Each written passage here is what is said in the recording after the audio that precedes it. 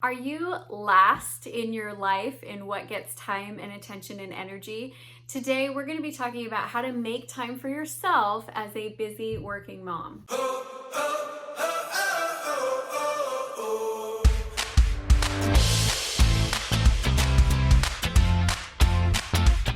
Hi, I'm Amy Walker. I am a client acquisition specialist, and my job is to help you find the simplest way to consistently find your dream clients. And I am also a mom to 5 boys.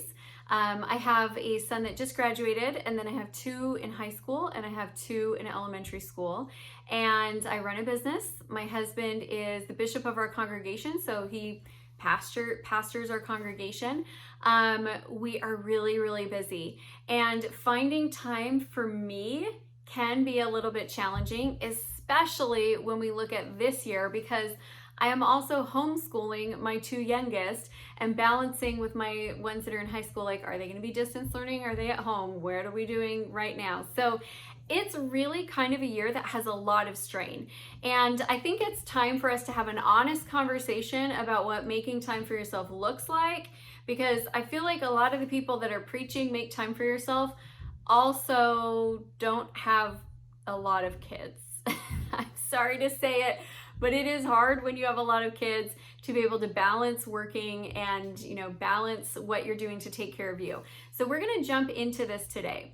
I'm going to give you 6 tips that have worked well for me, and then I'm going to tell you 3 lies that people have told me that I just felt like made it worse and made it harder, and I'm no longer playing those games. So if you're new to the channel, please go ahead and subscribe. We're super excited that you're here. It's a great place to come and get tips on how to grow your business and maintain family balance as well. And hit the bell notification so you can get notified every time we release new content. All right, so in full transparency, the last week, I have had almost no time for myself. We had a big event.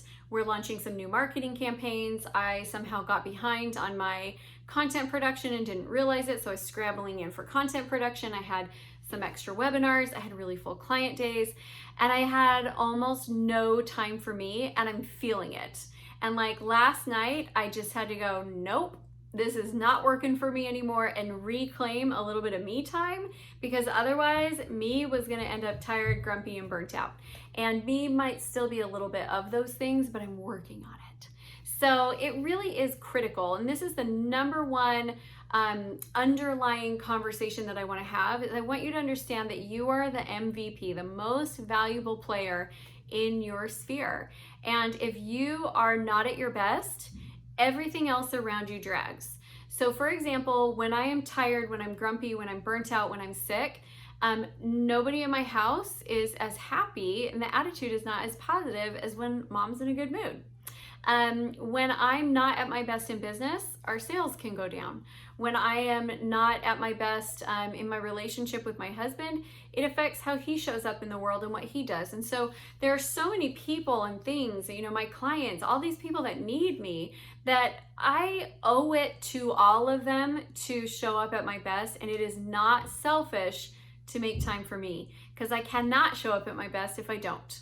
So let me tell you some things that work for me. I'm not saying that these things work for you, but maybe they'll jog your brain and get you going here. The first thing is going to bed early and getting up early.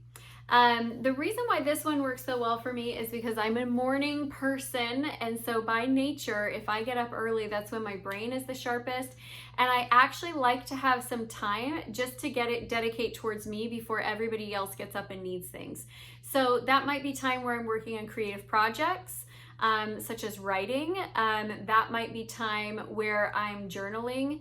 That might be time where I'm planning out my dreams and what's important to me and making my priorities.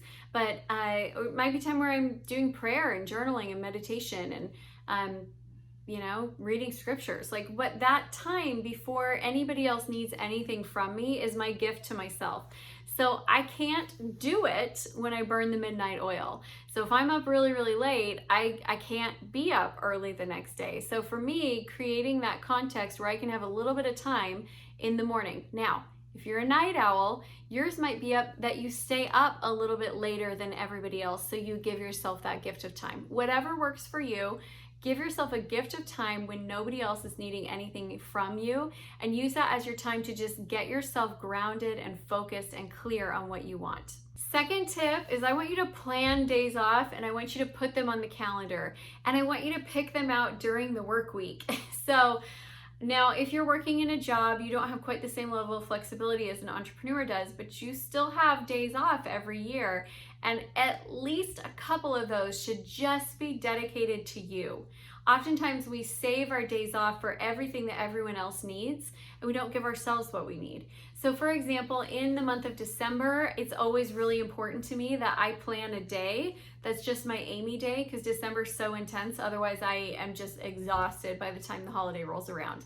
I personally would thrive off of having one day off every month. I don't necessarily do it, but I do one day off a quarter.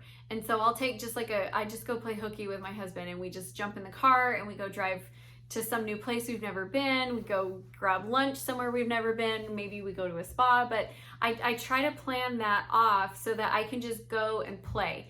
Ideally, it would be once a month. I make sure it fits in once a quarter. Sometimes if I'm being good, I'll get in once a month. It's not happening once a month right now. Number 3, replace screen time with intentional time. So this was funny this week. I was really busy, and I had a night where I was kind of feeling tired and burnt out, and I was just scrolling on my phone, and my son said to me, he's like, "Mom, you look kind of tired. What can you do that would actually make you feel happy right now?" And he's my teenager that edits my podcast, and he's heard me talk about my signs of burnout on my podcast, where I tend to, when I'm tired and I'm burnt out and I feel like I have nothing else to give everybody, I just will scroll, or I'll just binge watch Netflix or something that requires no thought from me. But it doesn't actually nurture me. It's not actually positive personal time. It's just dead brain time. And so he's edited that podcast episode, and so he's like, what would actually make you feel happier and more like rejuvenated right now? So I actually thought about it, and I was like, you know what?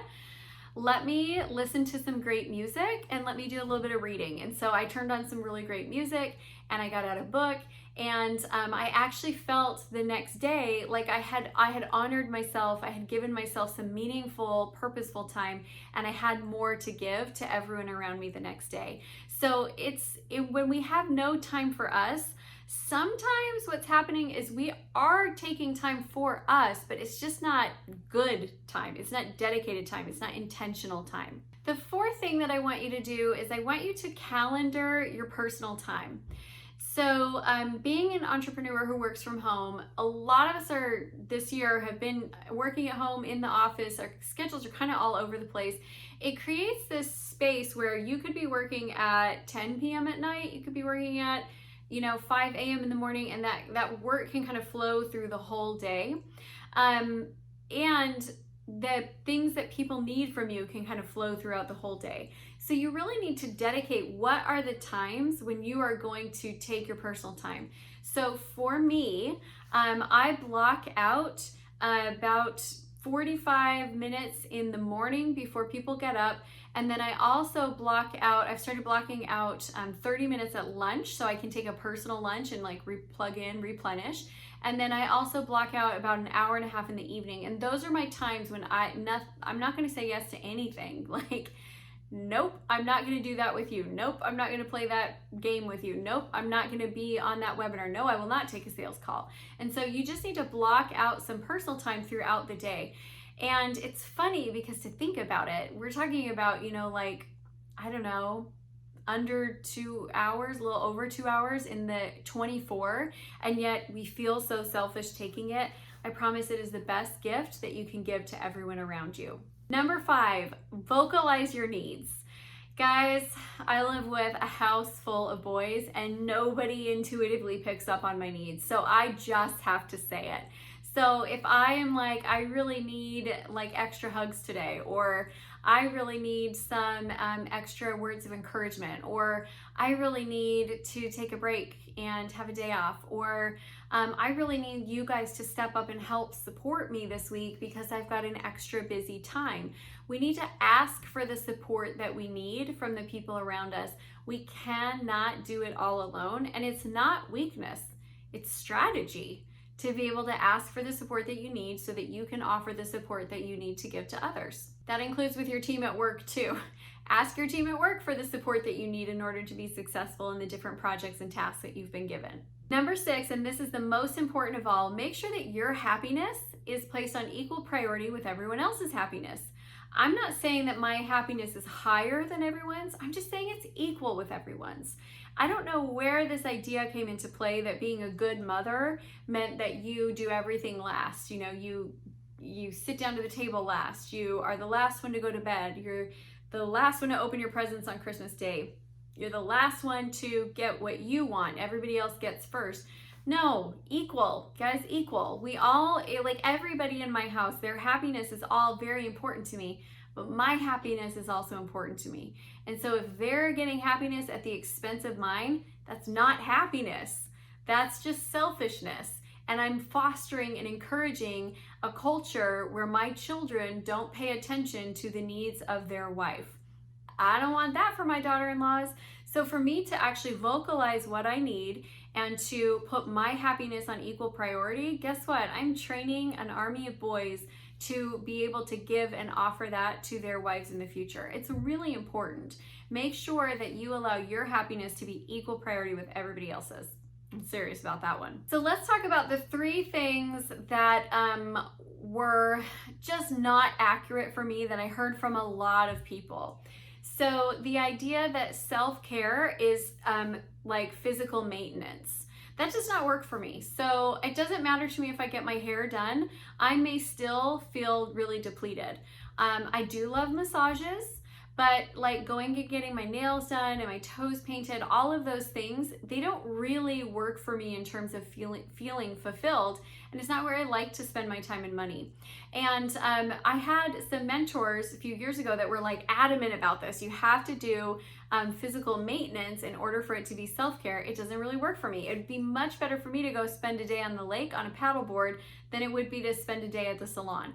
So the idea that you have to have one way to nurture yourself and take time for yourself, throw that out the window, figure out what works for you. The second is the notion that you need to take care of you first in the day.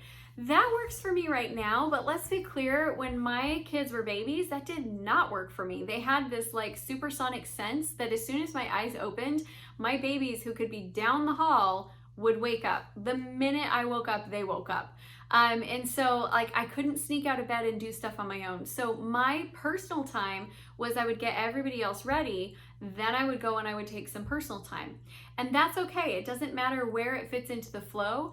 Just make sure that it happens every day, but it doesn't have to happen first.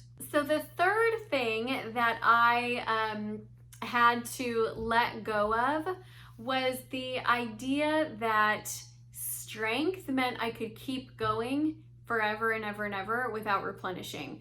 The idea that being busy was like a badge of honor and something to be impressing other people at how busy I was. Guys, that is such a negative way of thinking, and I want you to just let go of that and let go of that for good. Embrace peace. Embrace having empty space in your schedule. Embrace having time where you lay down on your bed and close your eyes and just meditate or take a power nap, because that is what honors you. And as you get better and better at this, I will tell you, you're going to be more productive. You'll be able to get more done in your business and at work, and you will be a nicer, kinder wife, mother, best friend, sister, and all of those things that you do. So thank you so much for watching today. That's pretty much all of our tips that we're going to give you. If you haven't done it yet, subscribe to the channel and hit the bell notification so you can get notified every time we release new content. And come join us in my Facebook group. It's called Acquire. It's a great place to be able to connect with other like-minded entrepreneurs and business owners. And if you haven't done it yet, I have a 30-day peaceful productivity challenge that you can take that will help you to be able to get more grounded and feel like you're getting more things accomplished that are high value without feeling so busy all the time. I recommend it. Thank you guys so much for watching, and I hope you have a wonderful rest of your day.